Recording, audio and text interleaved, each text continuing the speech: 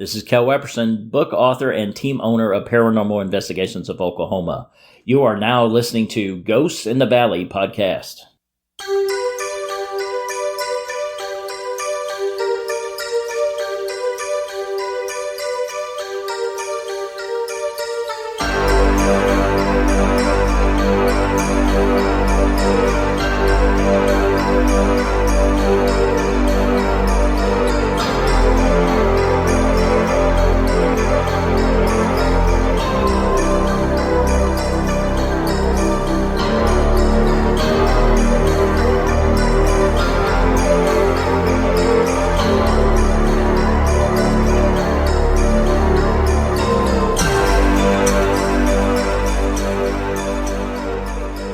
Hello, and welcome to Ghost in the Valley podcast.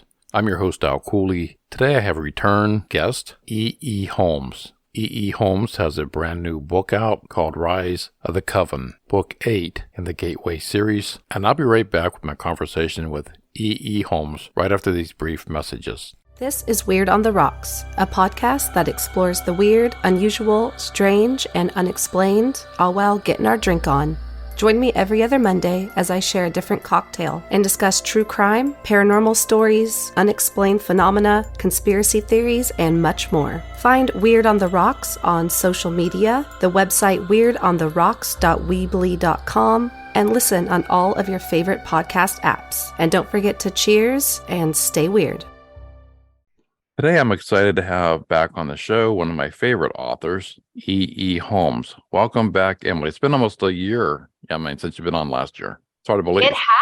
It has. Thanks so much for having me back. And since that time, this past year, you've got a new book that you just released in your Gateway Tracker series, or I've read 10 out of the 11. So I have one more. So I have to read the Rise of the Coven yet. The new one. I have it. I just have to read it. I was hoping to have it read before you come on. I've got one of those endless TBR piles myself, and it's, you never get to the bottom of it. It just keeps getting bigger.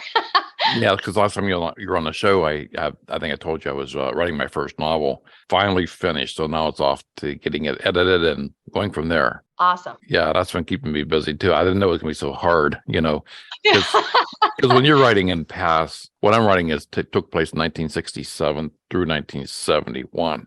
You're trying to write in the present tense of 50 years ago. It really messes with your brain, doesn't it? Right. Just past, present, and but I give you a lot of credit, man, for all the books you have out, and they are phenomenal. I'm going to put the links in the bottom of this episode where you can go to E. Holmes' website and check out all her books she has available. They are fantastic. So I listened to a portion of The Rise of the Coven, the audio. The audiobook you have out on that. And I tell you what, the narrator, Lisa Brown, she did a phenomenal job on the character. Just a 4-minute section that's on there on her accent for Finn, to pronounce all these names. Yeah, I know. I didn't make her job very easy. I didn't make her job very easy for her, did I? I throw all that Gaelic in there. Yeah, she's probably like, hey, how do you pronounce this word? We always have a debrief, we always, prior to starting, she'll read through, she'll send me questions. I will reply. I'll send links to pronunciation guides and things like that if she needs it. But she's done so many Gateway books for us now, and she's just so great. I remember when I was initially looking, because the very first audiobook I produced on my own. And so I had to pick a narrator.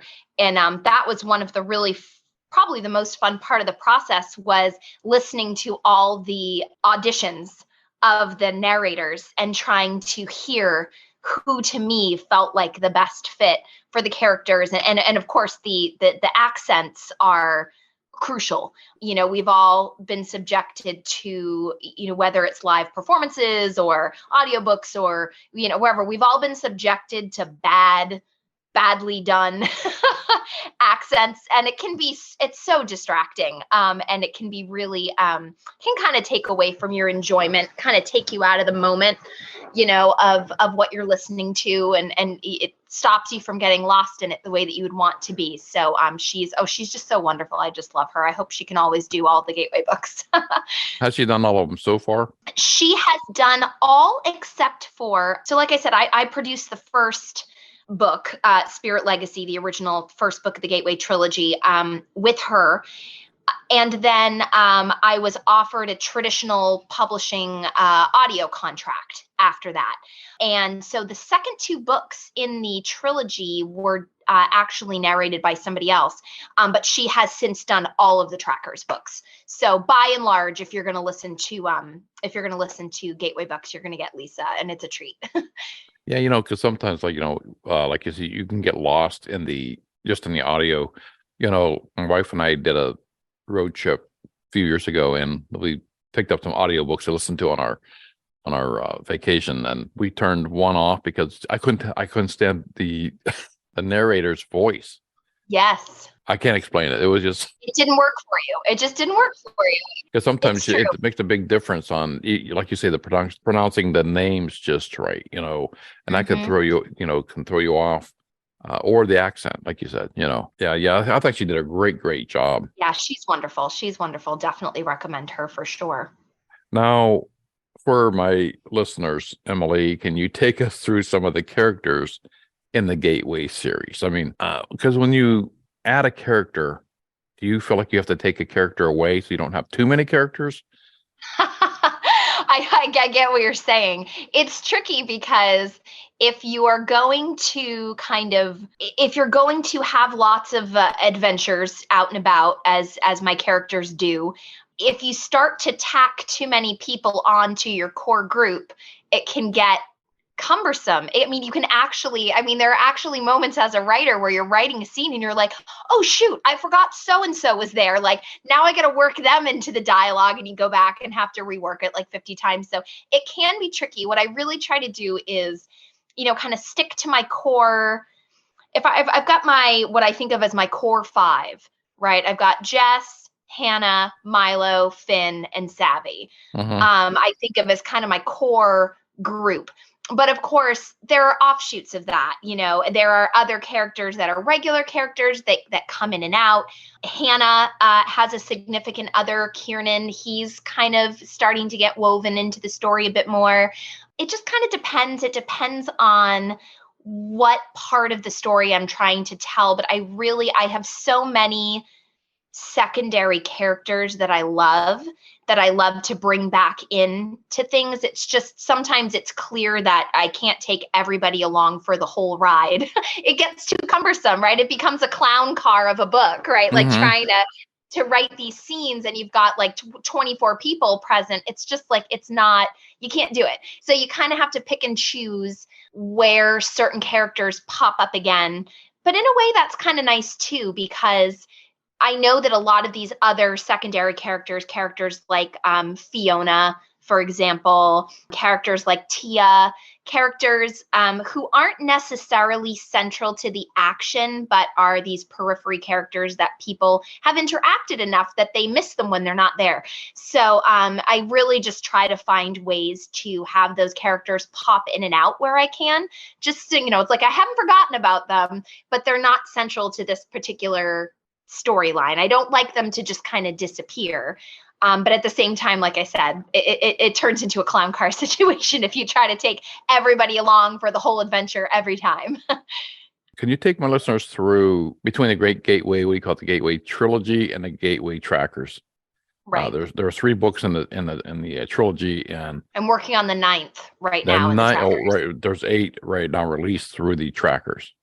Yes. Correct. Correct. Wow. Okay, Yeah. so that's a lot of books. Sure is.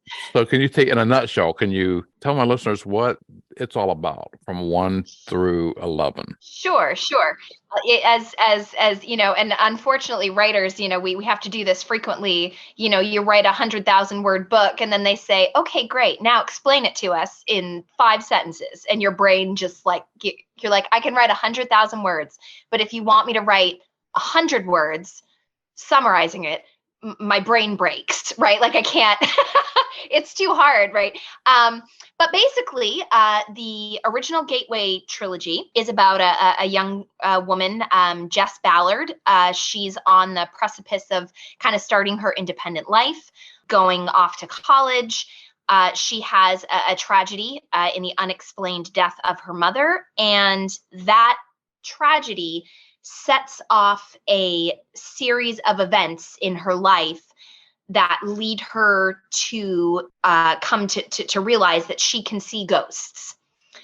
And so the first book is really just her trying to understand where this ability has come from, why it has come up all of a sudden, what to do about it, how to navigate it, how to handle it, and then come to find out there is a long, deep, dark family history as to why this is true.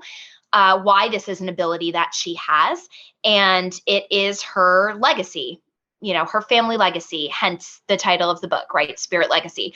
And then the rest of the trilogy really is her coming into that legacy, stepping into her own power, accepting that this is her life now, and realizing that she can't walk away from it.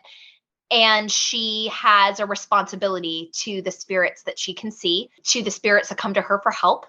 And she can't just turn her back on them because she doesn't want it to be true. She has to, there's that, line about, sometimes the people who are the least interested in being leaders, but then are thrust into those positions, right? And they take up the mantle and find that they wear it well. My brain is blanking on where I've heard that quote before. I've heard it lots of times before where sometimes a person who's the most hesitant to step into a role like that can actually be the best suited for it. So it's her coming of age story of stepping into this legacy and trying to do it justice while not losing herself in the process. And then the Gateway Trackers book really were just a spinoff of that. I finished the trilogy. I thought, this is the story. This is the story I had planned. And then readers said, what's next? What do they get? You're not just going to leave it there, are you? What about this? What about that? What about that? As much as I tried to wrap things up in a satisfactory way so that you could put the 3 books down and say, okay, like I read those. That was a complete story. I feel good about that. There were, of course, lots of places I could have taken it next. And that's what the readers took up and said, well, what about this? What about that? What about this character? What about doing this? And I thought to myself, okay, maybe there's more story here. And so that's where the idea for the Gateway Trackers series was born. And my original thought was just to have each book be a different tracker's case. So for people who are unfamiliar with the books, the trackers are basically, well, how do I want to put this? They're almost like spiritual caseworkers, right? It's like, in the world of the Durapinen, which is the group of people that Jess belongs to by her bloodline, these people who can see and communicate and help cross ghosts over to the other side. They have within their structure this group of people called trackers who are responsible for following up on disturbances, issues that are arising between the world of the living and the world of the dead, and doing what they can to resolve those issues. So my thought was almost to treat it like a mystery series, right? Where each book is almost a standalone, but with the familiar characters, and what you're doing is each one is a different case almost, right? But of course, once I got back into it, there were so many threads and I started pulling them together. And really, I think the series holds together more as an interlocked series than it does as individual books. So I would say if anyone's thinking of picking up that series, definitely start with the trilogy and then go through them in order, because as much as I started out thinking each case would be separate, my little complex world building author heart got a little too into it, right? And I started putting things together in a way that was very chronological, and therefore each book building on the next. And so you really do need to read them in order. Do you find that it's hard to get rid of a character because because they end up like being like family, Yes. Oh, yes. Because one of my favorite characters is the professor. I can almost put myself in his office when Jess goes in there and meets him for the first time. I just so some of these characters once they're gone, and like you say, Jess and Hannah are basically moving the spirits on, right? And Yes. I just find my sister, when she first turned me on to your books, I says, well, I don't know, it's just you're into paranormal. I'm telling you, dude, you have to read these books. They're really good, they're well written. I said, okay, I give it a shot, After I've read that first book, now I'm 11 books later, so do you find there's an end in sight anywhere, or are you going to go with like another series off of that? So that's funny you say that. So I am continuing with the Gateway Trackers books as of right now. And my feeling is I will continue writing them as long as I have fully fleshed ideas that I feel excited about.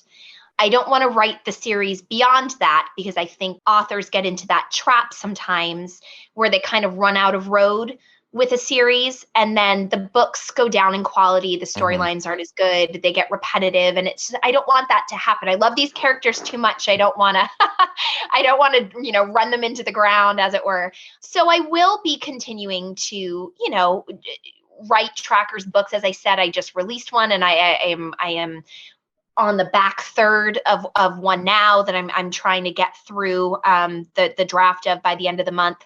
I don't know how, but somehow. There are lots of different avenues I could take. With the World of the Gateway, I've established that this, ancient society of Durapine and these people who have this ability, they've been around for centuries. That opens a lot of avenues to play with. I'm toying with the idea of a spinoff series. I love historical fiction, so I'm toying with the idea of setting a spinoff series with a different clan and a different Durapine as a central character, maybe set like a gas lamp fantasy, like Victorian England, for example, might be a fun place to land that, the world of spiritualists and seances, and that could be really fun. There are and actually my next project, this is the first time I've talked about it, so this is an Ghosts in the Valley exclusive, I guess. But, oh, awesome. But it's I do have a spin-off series in the works, hoping to get my first cover design back from my designer, maybe even today. I'm not going to give away too much, but I take a minor character from Rise of the Coven, and I'm using them to bridge into a new series centering on a different group of characters. It exists within the world of the Gateway in the sense that we know these two things coexist in the same universe, but it really is a very different take, and it centers on witchcraft. Wow. So, okay. yeah, so that is my next. And I was just a few weeks ago, I was up in mid-coastal Maine, Camden, Maine, doing some location research.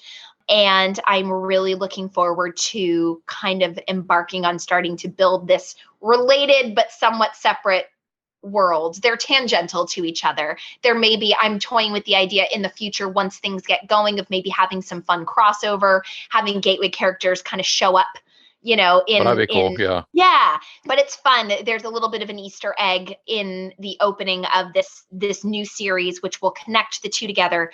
And then I will be thinking of it as a separate but tangential adventure, but delving into other kinds of magic, other kinds of spells, other kinds of paranormal activity, just coming at it from a different place. The new series is basically not replacing the Trackers, right? You're going to have the Trackers plus this one. I sort of see myself maybe releasing books alternately. We'll get a new book in this new series, then we'll get a Trackers book, then we'll get a new series book, then maybe another Trackers book. It's hard. A writer's brain is a very messy, Mm-hmm. glorious place in the sense that, you never really know what's going to rise to the surface I was of just the gonna say chaos. your brain must be like this huge, because I mean, where do you come up with these characters? I mean, because you got to have new characters for this new spinoff, right? Yeah, that's right. How do you come up with your characters? Well, I have a feeling there's a lot of space in my brain taken up by that stuff that should probably be taken up by other more practical things. I mean, Wow. this is why I'm amazed. I'm really. I am notoriously scatterbrained. I am forgetful. I am disorganized. I am, all of those things are true of my brain, but I like to think that all of that helps throw things together in a way that is creative.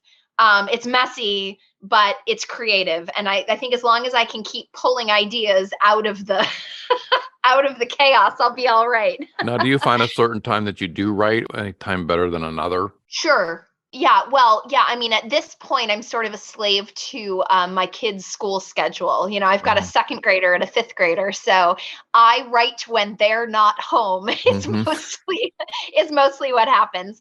And so I typically on a typical week, I get them off on the bus, and my workday starts, and it continues until about 2:00 when I got to jump in the car and go pick them up. Right. However, I am not a morning person. I have never been a morning person. I don't think I will ever be a morning person. And so I find that when I am doing extra work or I am not being held to my kids' schedule, I would say I work better in the afternoons and the evenings than I do first thing in the morning. A brain that messy takes a little while and a bit of coffee to wake it up. So I write mainly in the morning because I'm a morning person. Yeah. So I find I have that time there where I can, come up with ideas. But 3:00 in the morning, I think, oh my God, I forgot about that. Right. So do you do that? Do you get up, in the middle of the night and write, jot down something that? I do. I sure do. I text things to myself. And in fact, there was the rise of the Coven. I couldn't sleep one night in the middle of the night. I woke up. This idea came to me. The general idea of the book, I already knew generally what I was going to do with it, but something very specific popped up in my brain. I sat up. I was like, I have to make sure I get this down because I'm going to wake up in the morning and I'm going to go, what was I talking? What was I thinking? My brain will not hold on to that till Right. the morning time. There's no safe place in here to file that away. Right. So I woke up, I pulled out my computer. Sometimes if it's a quick thing, I'll just text it to myself so I can see it in the morning. But I pulled out my computer and all of a sudden from like 2 to 4:30 in the morning, I outlined that whole damn book like that. That thing just came together in my brain in a way that things don't generally come together in my brain that cleanly, and so it was great, and it allowed me to jump back into that series, which I wasn't entirely sure I was going to do. I was really kind of happy with how I wrapped things up at the end of Gift of the Darkness. So, which was the 7th book in the Tracker series, was kind of where I had seen things kind of maybe not ending permanently, but at least taking a break. And I went off and I wrote another series, another trilogy, a Gaslamp fantasy trilogy called the Rift Magic Saga, which is just totally unrelated to the Gateway books. But it was an idea I had brewing in my head for a very long time that I finally took the time to work out. Mhm. And so I hadn't necessarily been planning to come back to the series. And I found that having that outline, that middle of the night burst of productivity, really helped launch me back into that world. It was really helpful to have that because I'm not exactly in writing. People tend to fall into 2 categories. They call them plotters and pantsers, right? Plotters, of course, being people who are very meticulous, laying out every detail. Pantsers being flying by the seat of their pants, right? I tend to be somewhere in the middle, maybe leaning a little more toward pantser, but I always do have a roadmap of where things are going. I just allow myself perhaps more license for detours than your typical plotter would. I think those discoveries are some of the best parts of writing. I may have mentioned before on the last time I was with you, some of my favorite characters were happy accidents, including Milo, the spirit I love guide. Milo, yes. Argue I'm not supposed to have favorites. They're like your children, right? You I don't have think favorites. my sister reads your books, my wife reads your books. Everybody's favorite character is Milo. If you get rid of Milo, I'm telling you what, you're gonna have people knock on your door. Oh God, can you imagine? Oh my God, yeah. But he was a happy accident. He was one of those detours that I took that I wasn't, he wasn't necessarily planned, but he showed up. He served a plotting purpose, but I looked at him and I was like, you're coming along for the ride, right? He insisted upon himself in a way that it's hard to explain to somebody who's not a writer how characters come to life so fully formed in your brain. Sometimes you feel like you can't possibly have had anything to do with it, right? Kind of makes you think like, is this a paranormal thing? Have I got some outside presence speaking in my ear here, My wife and I read before we go to bed every night, and she'll just start bursting out laughing. I says, Milo? She goes, yep. So that he had so much to in my opinion, so much to that series. I know it's about Jess and Hannah and the sisters and Finn, and you get interwoven with these characters, but Milo was just like all, you could probably do a whole series, just on Milo. But yeah, knowing these characters, like they're and if you're writing it, they're like family to you. Yeah, they really are. You get attached to them, and the more you write them, the more their voices become clear in your head, and therefore the easier it is to write them. So it was a really interesting experiment for me, moving away from that series and writing something new after, 10 Gateway books. Is that right? Yeah. After those first 10 books, I took a break after that 7th. So you wrote 7, because that brought them all together at the end. Yeah. I tried to end things in a way that, like, if I have to end things here, I feel good about it. Mm-hmm. Right. I don't believe in closing doors all the way. Right. Mm-hmm. I might shut the door for a while. I'm not locking it. I'm not stuck the door jam in it. Like, we can go back there if we want to. It was so interesting and such a challenge to then move to a totally different world, totally different characters.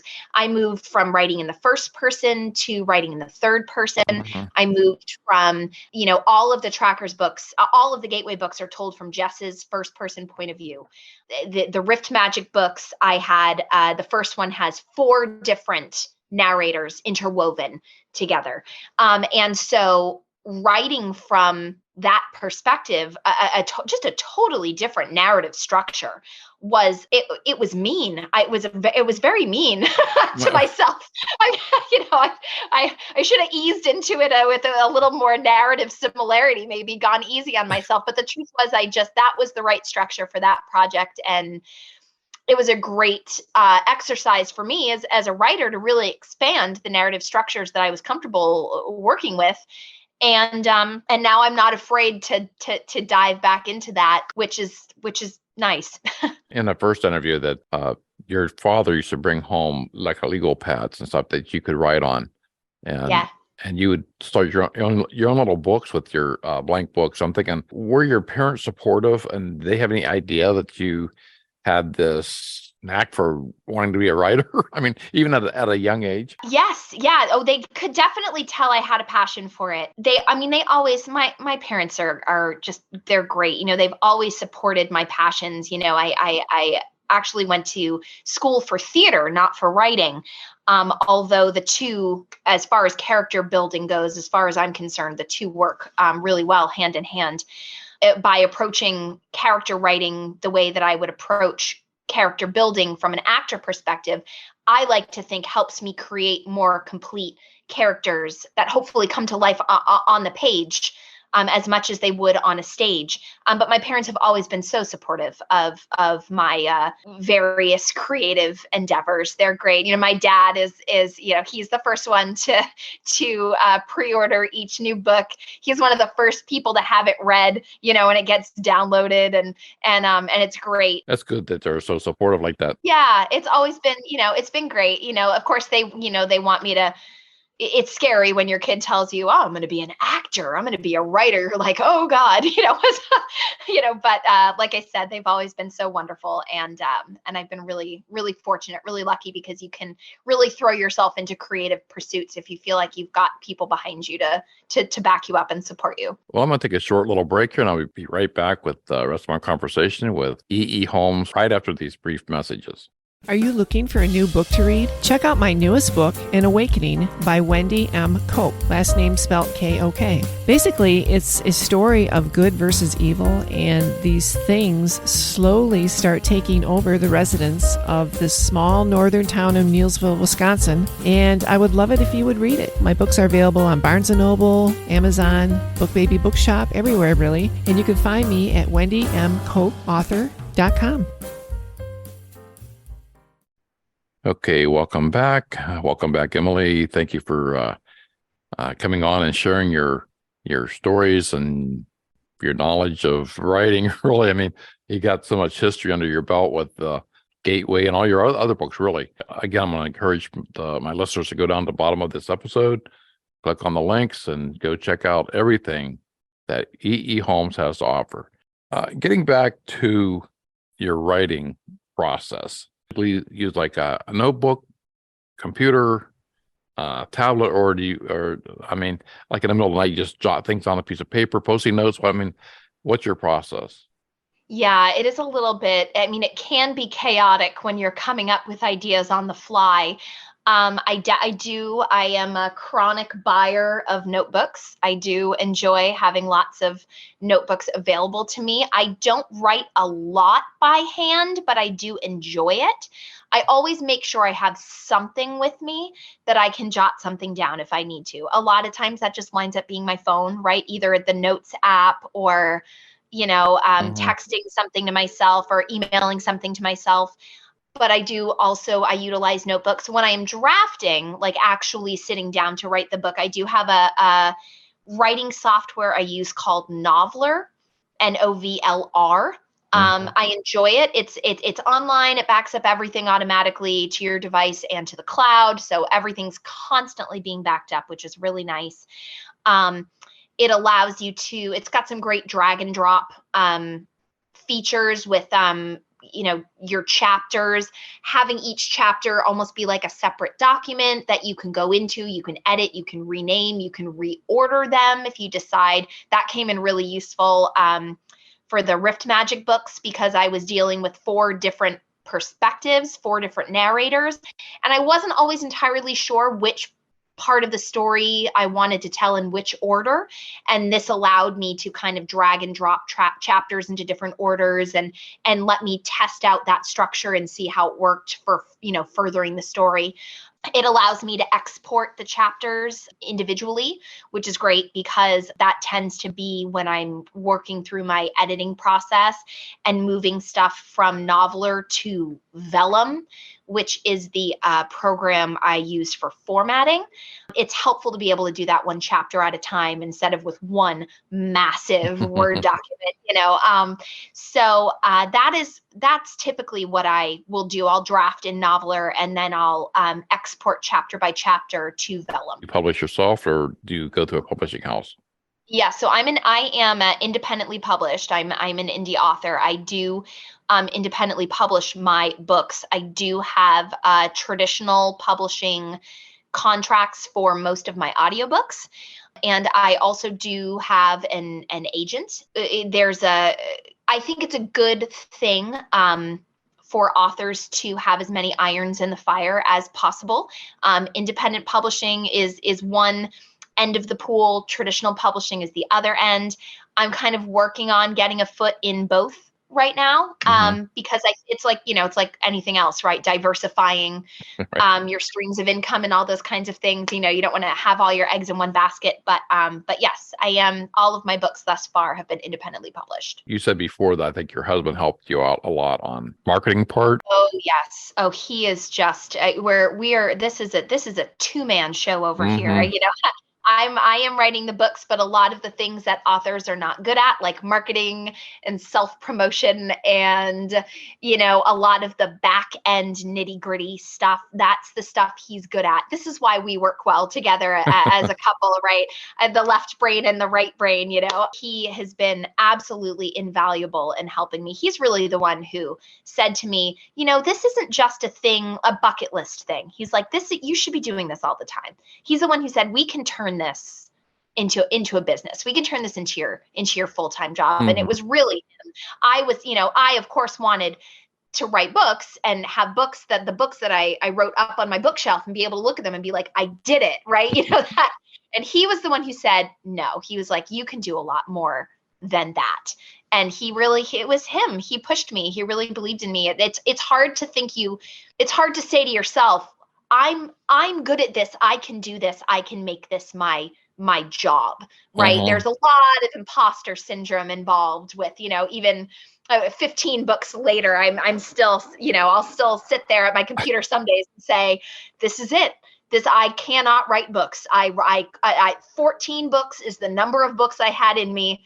The well has run dry. This is the time where I'm going to put one out and they're all going to say, she doesn't know what she's doing. This is terrible. It's like, and I do that with every single. Yeah. I don't think the well's running dry if you're coming up with a whole new series. But it does though, you have those moments where you just go, I've got nothing. I don't know why I think I can do this, but today I can't. But you got to remember, each day you wake up, it's a new day. And Are you still teaching? No, I am writing full time. I've been writing awesome. full time. Okay. All right. Yeah. Awesome. I've been writing full time since the end of the trilogy. Oh, really? Okay. Yeah. I see that you were the author of 3 one-act plays, one Yes. which appears at the Edinburgh Fringe Festival. Tell us a little bit about that. Oh, sure. I would love to. So I was working when I first started working on my books. I was teaching full time. I was a high school theater and English teacher. Mm-hmm.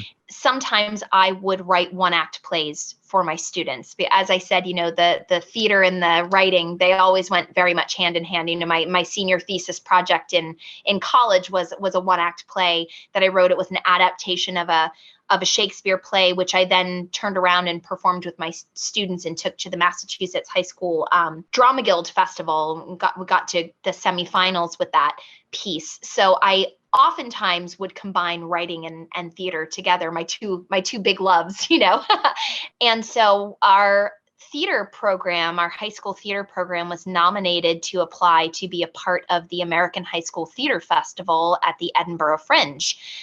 Which for people who aren't aware of the Edinburgh Fringe Festival, it is just the most remarkable performing arts festival that happens every year for about 3 weeks in August in Edinburgh, Scotland. And oh my goodness, if you can put this on your bucket list, it is just the most remarkable experience. The entire city turns into a performance venue. I mean, it is unbelievable. You are walking down the street. There are street performers. There are plays happening on top of bars in pubs.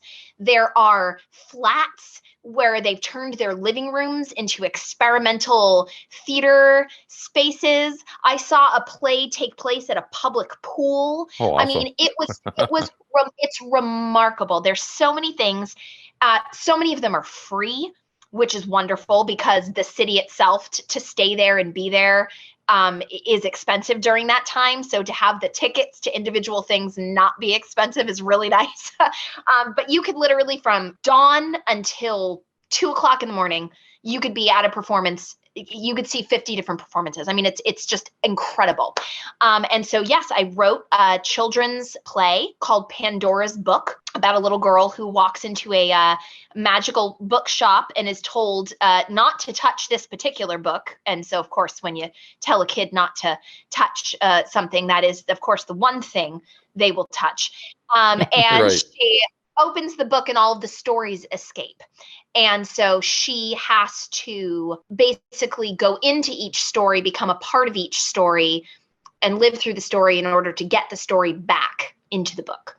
And so, and I pulled from a number of different folk tales. There's a Baba Yaga Russian folktale. There's Anansi the spider, which is an African folktale. So there's different stories that got pulled into it.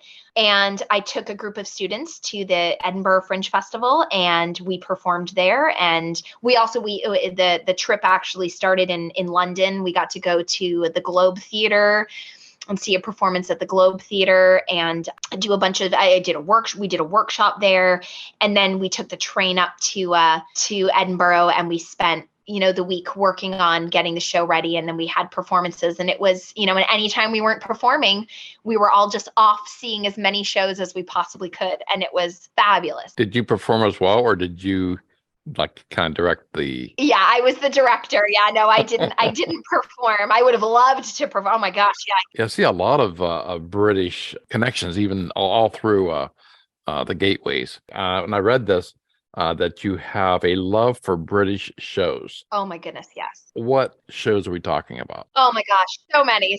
Downton Abbey.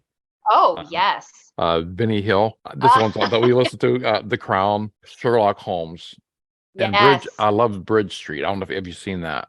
You know what? I haven't seen much Bridge Street. Yes, huge Anglophile.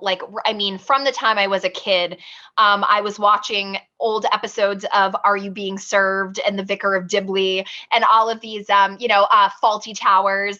I was from the age of 10, a diehard Monty Python fan. All the movies, the Flying Circus episodes, everything. And now I love a lot of British mystery shows. I like a lot of cozy mystery shows. I'm a big Father Brown fan. I'm a big Shakespeare and Hathaway fan. Have loved some sitcoms, more recent sitcoms and things. And of course, Downton Abbey is actually one of the very big inspirations for my Rift Magic books. I had watched every episode of Downton Abbey. I just absolutely devoured it. First couple movies, I just loved it so much. Mhm. And I thought to myself, I love this dynamic, right? The upstairs, downstairs dynamic. I love that, seeing the stories of the wealthy and then the stories of the people who serve them and the way that they're intertwined. And I thought, what if I did that, but with magic? And that's really where my brain started turning with the ideas for the Rift Magic. Wondering if I might want to try my hand at mystery. I've been doing a deep dive through Agatha Christie.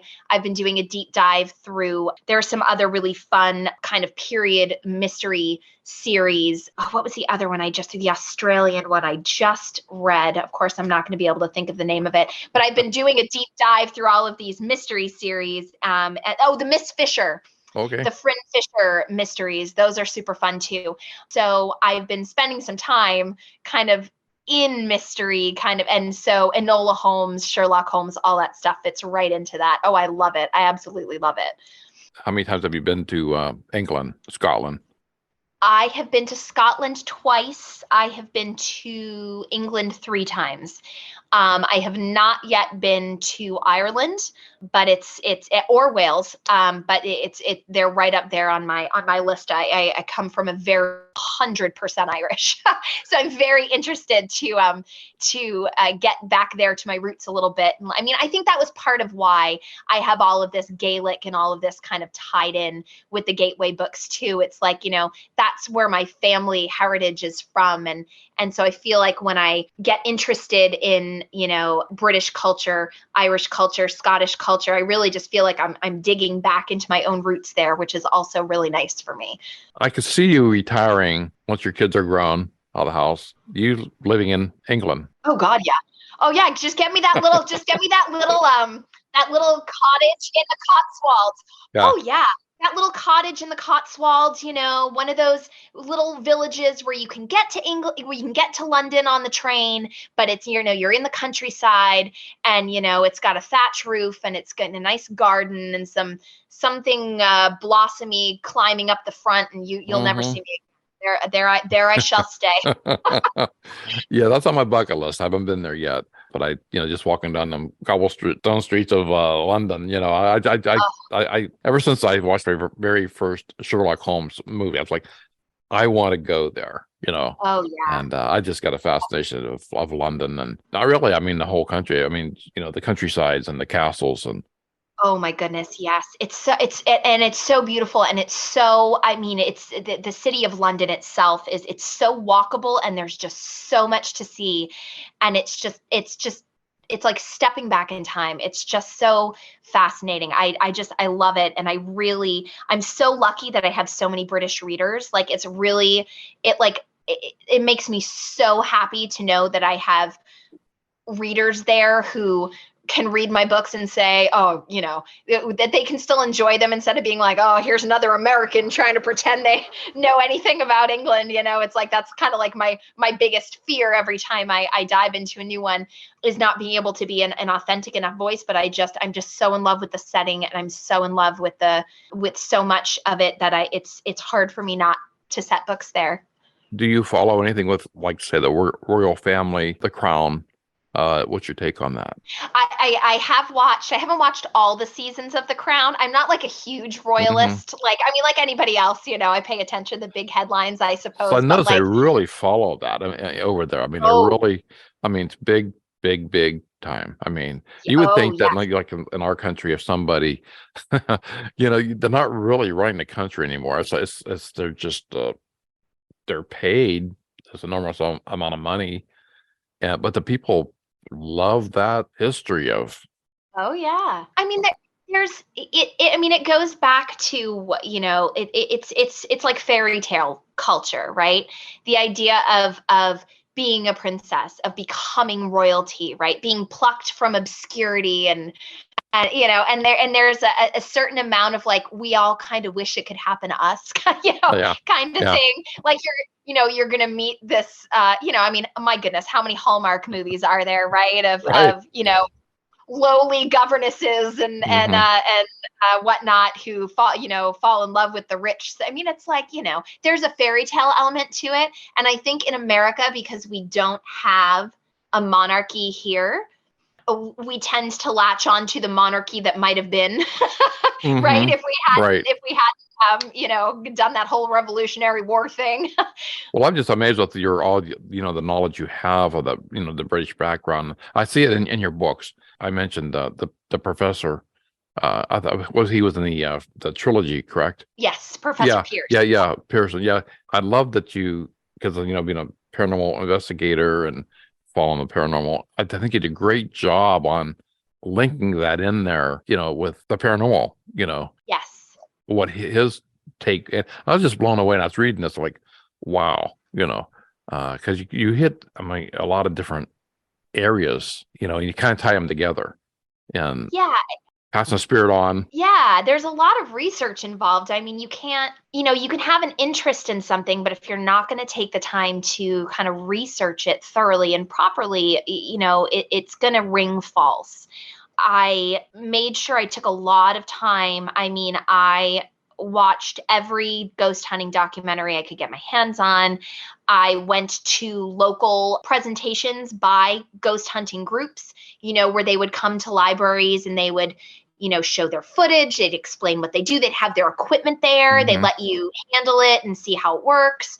You purposely stayed in a number of places that are purported to be haunted, just to have those experiences, as a part of my own experience, so that I could then turn around and hopefully write something that rang true to people who are a part of whatever that experience, people who are really immersed in that. I mean, and it's funny. I get emails. I have an email exchange sitting in my inbox right now this week from a woman who is a spiritualist and who says to me, I've recommended your books to all of my other friends who are involved in these groups. I mean, these are people who purport to have, and who am I to doubt them? I mean, my goodness, I mean, there's so much we don't understand. I consider myself an extremely open-minded person. I'd love for someone to be able to say to me, like, here's proof of ghosts. Like, that would be, you know what I mean? Like, I'm open to it. And so anytime anybody whose own personal experience and personal gifts have drawn them into that subculture, I'm flattered, and I'm so happy to know that people who are heavily involved in spiritualism, in ghost hunting, in paranormal subculture can read my books and have something about them ring true. Like that to me is just is so gratifying. It's what you hope for. It's what you hope for when you write, that your book speaks to people, but you want it to speak to the people that have had those same experiences. I mean, you're trying to connect to people. And so when those connections are made, it's wonderful. Well, that's the part I love. I think you did a great job on it. Before we get off here, what is on your bucket list? Any place you haven't been that you want to go, or what's on your bucket list? So many places, so I've got small children at this point still. And so a lot of the bigger trips we've wanted to take, it still feels too hard to do, right? I of course want to get back to the UK. I am dying to have an opportunity to do the London Book Fair, and the Edinburgh Book Festival actually happens at the same time as the Fringe. So I'm hoping to get back to the Fringe but also for the Edinburgh Book Festival. I really want to tour Ireland, is big on my list. I haven't done any of continental Europe, so I'm very interested in that. I mean, traveling is something I just want to do as much of as I possibly can. I actually spent a good deal of time studying Balinese dance and theater in college, and so way at the top of my list is getting to Bali, because that is just a remarkably rich culture, art making culture, shadow puppetry, performance, dance, music. I took a semester of gamelan, learning how to play the gamelan orchestra. I would love to spend some time there. I mean, I just want to see as much of the world as I can while I can. Yeah. So I think travel is really, really big on my list. And as far as writing goes, bucket list wise, I would love to write a book and have it published traditionally, just to have that experience.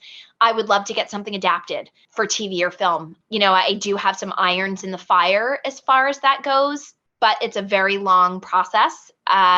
And it's a process that more often than not, just doesn't lead to anything, and so, but I'm hoping at some point someone will take a look at these Gateway books or the Rift Magic books and say, this should be on screen.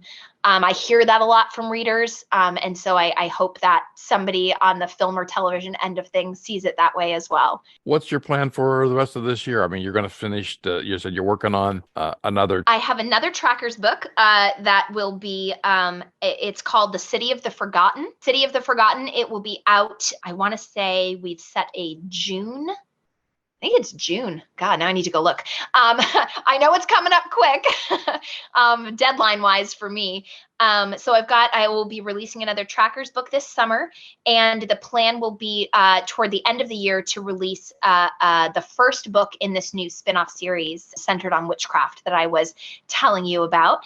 And then in between there, I actually have some standalone book ideas, which I think might be better suited for the traditional space. And so I think I'm going to be working on getting a really solid start on one of those, and hoping that my agent will be interested in shopping that out traditionally, and just, totally unrelated to Gateway, totally unrelated to Rift Magic and all of that, and just kind of walking down this new avenue a little bit and seeing what it's like, getting into the trenches, so to speak, in trad pubs. So hopefully I'll have some nice stories for you if we do this again in a year. And hopefully they won't be hopefully they won't be war stories from trad, but we'll see. Well, where can my listeners go to get a hold of your book, get information on you? eeholmes.com is the best place to start. I've got a full reading order there. There's links to every version of every book. It gives them to you in the reading order. It divides them out by series.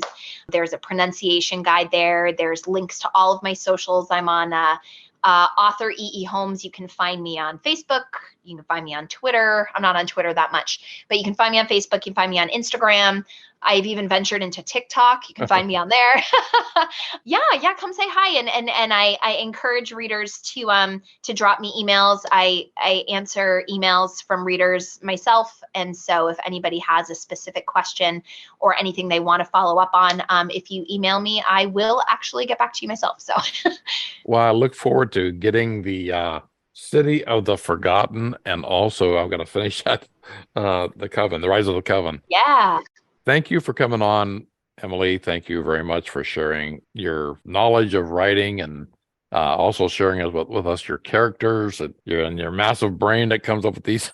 Well, thank you so much. It's been lovely chatting with you. I enjoy it so much. I love being able to talk about books and characters and, talk shop, as it were. Writing is a very a lonely activity sometimes. And so being able to talk to people about it is really nice. Thank you, E.E. Holmes, for being on the show today. And do check out her new book that was just released, Rise of the Coven. And there's a new one that should be available by the time this podcast airs, City of the Forgotten. I'll have her links below for the Gateway Trilogy series, the Gateway Tracker series, the Rift Magic Saga series, and everything else you need to know about Emily is at the bottom of this episode. I'm your host, Al Cooley. I'll see you in 2 weeks with another great episode on Ghosts in the Valley podcast.